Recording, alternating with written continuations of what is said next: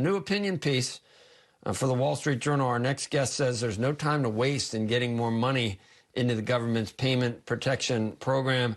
Join us now, House Minority Leader Kevin McCarthy. And that wasn't the title of it. I think the title is Democrats Want to Gum Up Payroll Protection. What really happened?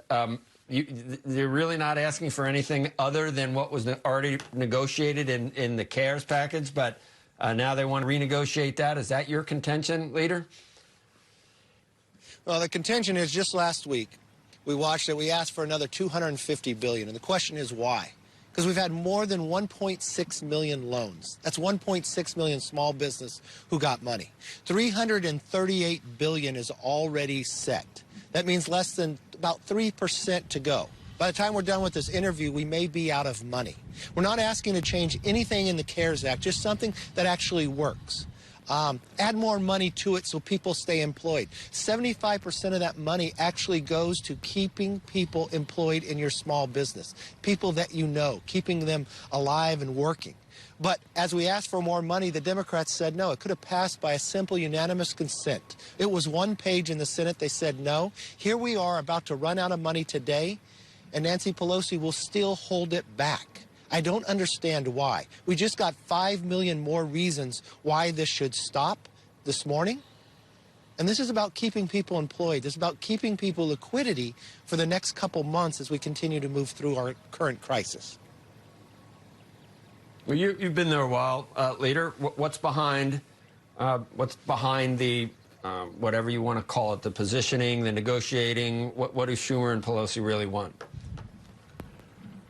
You know, the last time we sat to put the CARES Act together, we had it about done. But it was almost a week delayed because there's things that they want, things that don't deal with the virus. A Green New Deal, sanctuary cities, even getting to Planned Parenthood, changing election law for November. You know, there's time to debate that. But right now, people are being laid off. Here's a program that there's almost 5,000 from your banks. It's your community bank. It's your credit union. It's even fintech.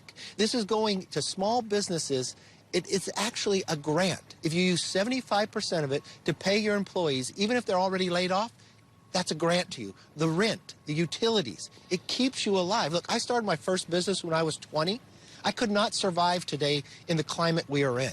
I had an individual text me last night, a small business that has been in my community that is actually an ambulance company. She called me almost in tears thanking me that she's not going to lay anybody off and she's going to stay afloat for when that 911 call comes in, that they're going to have somebody there for them. This is what's happening. But right now, Democrats are playing politics. There's no need for politics. There's no policy changes. And what they're even requesting is making it harder on the small business to get the loan. They want more data from you. We've knocked this down to 2 pages. It's not a time to argue. It's a time to provide the resources needed to keep you afloat and keep you hired. And what do they say about what the Republicans? They say the Republicans are playing politics. What's their contention? As I think I asked her, what's their contention that you're trying to do? I don't know, because I'm not requesting for anything else. I'm not requesting to change the bill. All I'm saying is you have a program in the bill that's about to run out of money, put more money in it. If there's another element that needs more money, there's not. Nobody else is running out of any elements within the CARES Act. If it is, I'll increase it if it's needed. But I don't think you even have to call anybody back here. You could do it by unanimous consent. I said on the Republican side we would do that. It just took the Democrats to object, saying they need something more. I don't know what more you need when you see 5 million more, 22 million reasons why we should not play politics right now. I'm willing to work together, just as when we did our second bill and the wording was not correct, I let the bill move forward and that we would change it on Monday. Because I think putting people before politics this is the moment in time we should do that. Put the politics aside. Yes, Nancy and Pelosi and I disagree philosophically on a lot of things, but I can't believe we could disagree on this. Here's a program that 1.6 million small businesses just got. Yes. Right. Leader, let's just quickly tell me what is your opinion on what to do with WHO funding. Will it eventually, is it suspended?